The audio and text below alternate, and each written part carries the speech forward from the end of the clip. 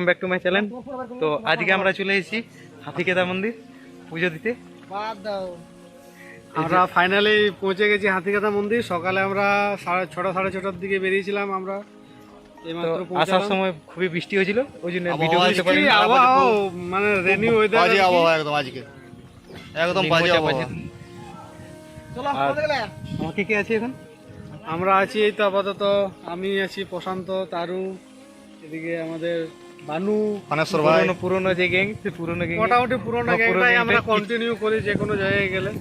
আর হাতিকেদা মন্দির এই ট্যুরটা মেনলি করা হলো বানেশ্বরের জন্য। বানেশ্বরের খুব উদ্যোগ ছিল, বানেশ্বর এই ব্যক্তির জন্য উদ্যোগ আমাদের। এটা বানেশ্বরেই বারবার করে আমাকে বলছিল যে নির্মলদা চলো না হাতিকেদা মন্দির, নির্মল হাতিকেদা মন্দির চলো না।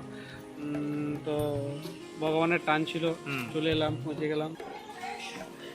রাস্তা কেমন ছিল? রাস্তাটা কেমন ছিল? রাস্তা দারুণ রাস্তা, কিন্তু আজকে ঝিমঝিম জল, নিম্নচাপ বৃষ্টি।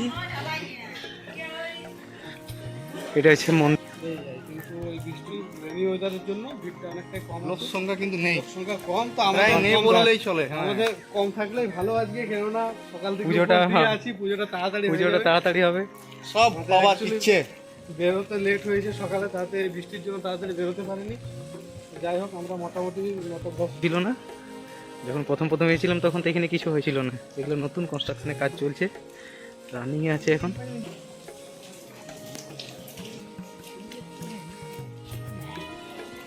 আগে থেকে আছে, বলো বলো। এটা হচ্ছে হাতিকেদা মন্দিরের মেন মন্দির। এখান থেকে আমরা পুজো দেবো, এবারে জিনিসপত্র কিছু কিনবো।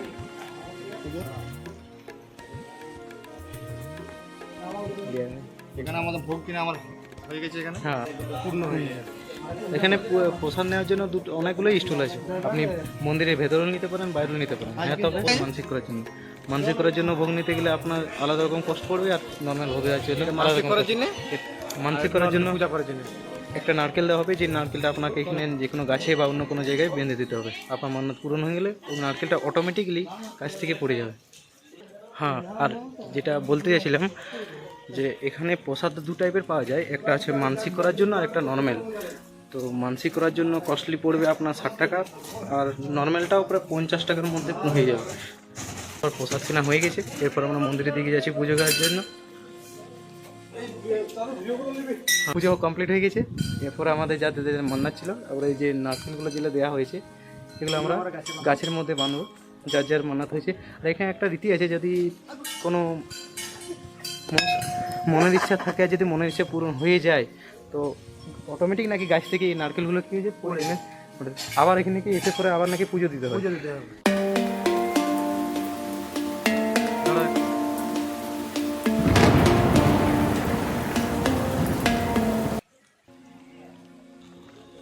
এটা এখানে এসে মেন মন্দির। যেহেতু মন্দিরের ভেতর মোবাইল অ্যালাউ নেই, তাই আমরা ভিডিও ফুটেজ দিতে পারলাম না।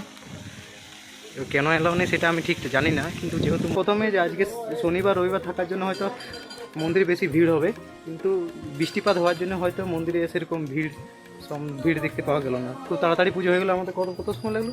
মোটামুটি 15-20 মিনিট না? 15-20 মিনিট সময় লাগলো। খুব তাড়াতাড়ি ফাঁকা থাকার জন্য আমার খুব তাড়াতাড়ি দর্শনও ঠিকঠাক হয়ে গেলো, আর ঠিকঠাকভাবে পুজোটা হয়ে গেল।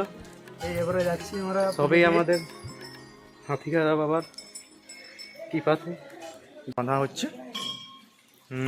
নির্মল এখানে বাঁধার জায়গা পাচ্ছে না, মানে এখানে এত হয়ে, ফাইনালি নির্মল বাঁধার জায়গা পেয়ে গেছে। সোমেশ এখনো বাঁধাতে ব্যস্ত। সোমেশ ওরা হালকা করে বাঁধবি রে। বাবার কাছে একটাই চাই, আশীর্বাদ চাই, যেন সবার মানতগুলো তাড়াতাড়ি পূর্ণ হয় সবার।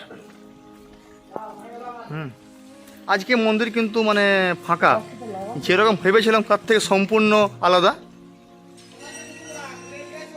সোমেশ বাঁধার জায়গা পেয়ে গেছে, এখানে বাঁধছে। নির্মলে পুজো দেওয়া হয়ে গেছে। হাই কর।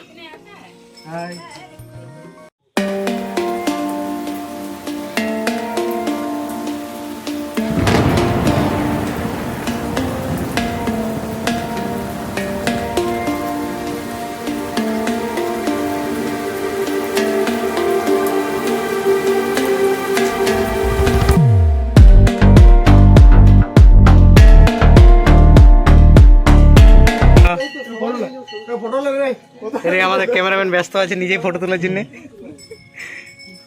নীলদা একটু বলুন এই প্রসাদের ব্যাপারে, কি যে এই প্রসাদে কারা গ্রহণ করতে পারবে, কারা গ্রহণ করতে পারবে পারবে না, প্রসাদ কারা গ্রহণ করতে পারবে? মানে আর কি এর নাকি আমরা প্রথম থেকে শুনে এসেছিলাম নাকি এখানকার যে প্রসাদটা দেওয়া হয় শুধুমাত্র পুরুষরাই নাকি গ্রহণ করতে পারবে, মহিলারা নাকি খেতে পারে না। যেটা শুনেছি আমরা যে বাড়ি নিয়ে যাওয়া যায় না, মহিলারা খায় না আর কি, এইটুকুই শোনা আর কি। বাকি মন্দির দর্শন করে কেমন লাগলো? ভালো লাগলো, খুব ভালো লাগলো। মন্দির চত্বরটা কত সুন্দর এখন ডেকোরেশন করা হয়েছে। আগে আমরা এসেছিলাম মোটামুটি অনেকদিন আগে এসেছিলাম, তখন এতটা এগুলো হয়েছিল না। এখন মোটামুটি আরো ডেকোরেশন মন্দির কমিটি কাজ ভালো করেছে। কনস্ট্রাকশনে ছোট পাড়া তালাব টাইপের, যেখানে আপনি স্নান করে মন্দিরে প্রবেশ করতে পারবেন। হ্যাঁ, আর এখানে পুরুষদের জন্য আর মহিলাদের জন্য দুটো আলাদা আলাদা ঘাট আছে, আপনি স্নান করে একদম ফ্রেশ হয়ে পরে মন্দিরে প্রবেশ করতে পারবেন। এটা কিন্তু এই রিসেন্টলি কনস্ট্রাকশনে কাজ করানো হলো, এর আগে কিন্তু এসেছিলাম তখন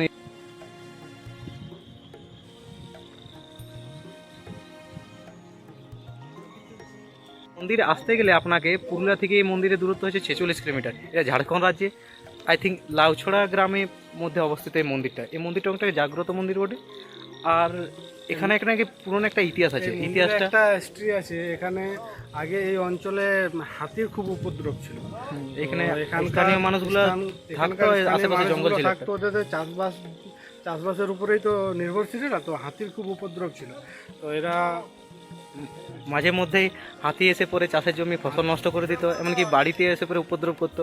তো যার জন্য গ্রামবাসীরা খুবই আতঙ্কিত ছিল, অতিষ্ঠ হয়ে উঠেছিল, যার কারণে ওরা এই সমস্যা থেকে সমাধান করার কোনো উপায় বার করছিল। ঠিক সেই টাইমে এরা মিটিং করে আলোচনা করে এরা ডিসাইড করে যে এখানে একটা মন্দির স্থাপন এমনকি একটা হাতিরই মূর্তি স্থাপন করে পুজোর আয়োজন করা হলো।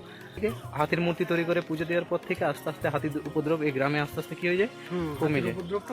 তখন মানুষের মধ্যে একটা আস্থা বা বিশ্বাস জন্মে যায় যে তাহলে আমাদের পুজো করতে হবে এটা, আর আস্তে আস্তে এই মন্দিরে জাগ্রত বা পপুলারিটি আস্তে আস্তে জনপ্রিয় বাড়তে শুরু করলো। প্রেজেন্ট সিচুয়েশনে এখানে কিন্তু হাতির উপদ্রব একেবারেই নেই, কিংবা মন্দির চত্বরে পুজো দেওয়ার ব্যবস্থা খুবই অসাধারণ ছিল, সেরকম কোনো সমস্যা আমাদের মুখোমুখি হতে হয়নি।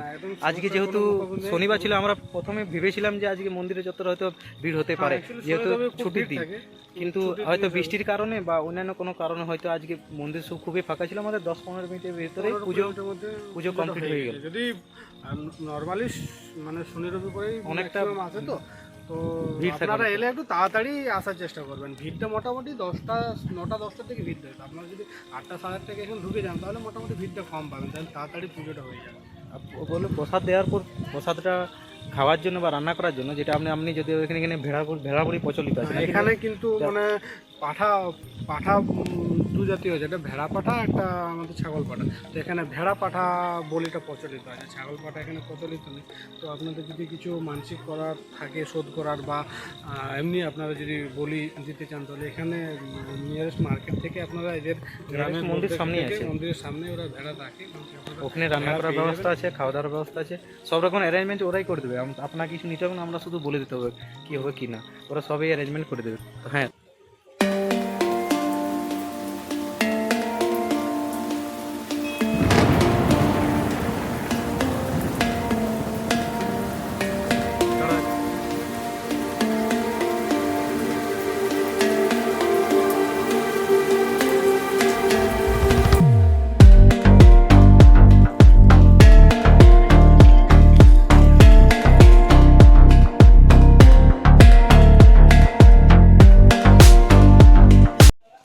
হ্যাঁ, আর এখানে চারপাশে দেখুন অনেকগুলো দোকান আছে, আপনি এখানে প্রসাদ কিনতে পারেন বা এখানেও নাস্তা করতে পারেন, বা যে প্রসাদটা আপনি দেবেন পাঠা বা ফেড়া, সেটা এখানে আপনি রান্না করতে পারেন, তারও ব্যবস্থা আছে।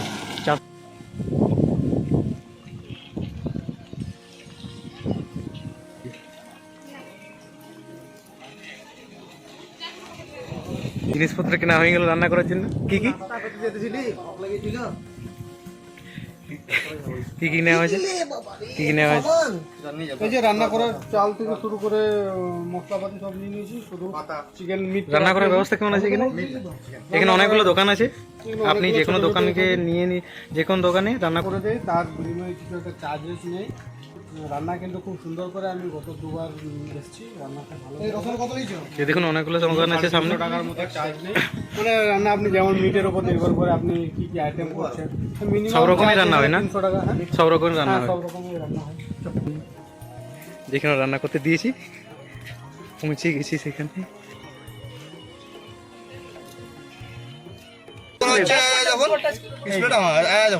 একদম রানিং ফোন, ঠিক আছে, এটার কিচ্ছু হচ্ছে না। এই দেখুন খুব সুন্দর ফোন, এই দেখুন আমাদের টুর কমপ্লিট হয়ে গেছে।